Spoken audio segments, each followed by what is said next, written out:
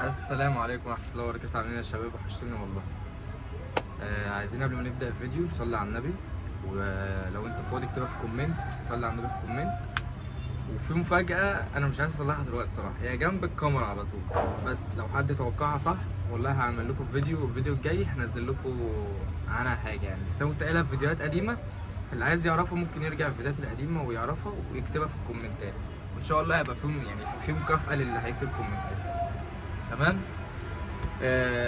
في اخبار جديده عند الحمام، في حاجه هنقدمها للحمام دلوقتي، يعني تنظف معده الحمام وتظبط دنيته.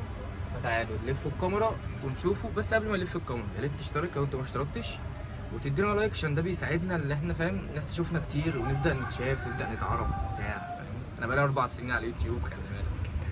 فيلا بينا نلف الكاميرا ونشوف شغلنا. بصوا احنا هندردش شويه وبعد كده